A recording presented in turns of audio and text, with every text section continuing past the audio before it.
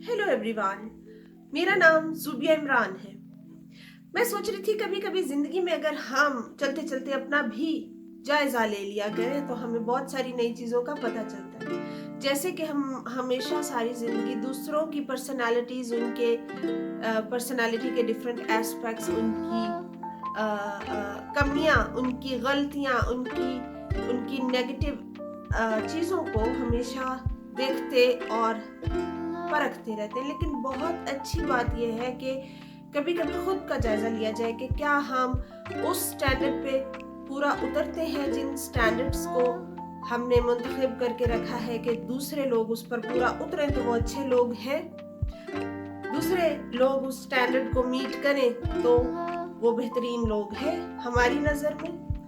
कभी जब हम समझते हैं कि कोई दूसरा इंसान ऐसे अच्छा होना चाहिए तो खुद को भी हम ये एक बार देखें कि क्या हम उतने अच्छे हैं जितना अच्छा होने का हम डिमांड कर रहे हैं, या जिनके क्या हम उतने अच्छे हैं जितना हम एक्सपेक्ट कर रहे हैं कि दूसरे लोग उतने अच्छे हों,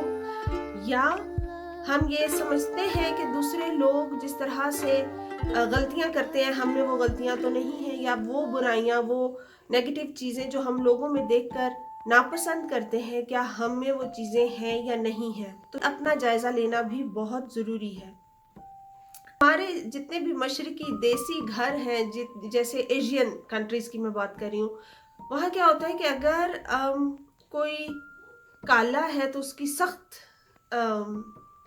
उसको क्रिटिसिज्म का सामना करना पड़ता है। अगर कोई बहुत पतला है तो उसको बहुत ही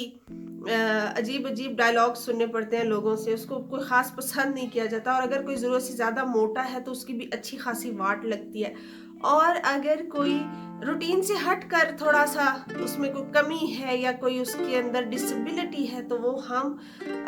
उस चीज़ को एक्सेप्ट नहीं करते मेंटली, तो उसको समझने कि ये this is not the part of us, हमारी लाइफ का पार्ट नहीं। मगर अगर आप पूरी दुनिया का जायज़ा लें और दुनिया में देखें कि किस तरह से एक्सेप्टेंस का जो मटेरियल है उसको वास्ट रखा जाता है कि एक्सेप्ट करना, एक्सेप्टेंस ऑफ अच्छे बुरे लोग, एक्सेप्टेंस ऑफ एबल डिसेबल लोग, एक्सेप्टेंस ऑफ कम और ज्यादा लोग, एबिलिटीज की बात कर रही हूँ, तो उसको हम किस तरह से हैंडल करते हैं। मैंने यहाँ पे देखा, मतलब यूरोपियन कंट्रीज के अंदर क्या होता है कि आप कपड़े खरीदने जाते हैं तो वहाँ पर बच्चों और लेडीज जेंट्स के अलावा उन लोगों का भी एक पर्टिकुलर डिपार्टमेंट होता है जहाँ एक्सेल साइज कपड़े मिलते हैं या एक्सेल साइज चीज़ें मिलती हैं। Means they have accepted people to provide all the sizes according to their body size और देयर व्हाटएवर, मतलब उनका जो स्ट्रक्चर है हर तरह से उसको एक्सेप्ट करके उनका एक स्पेशल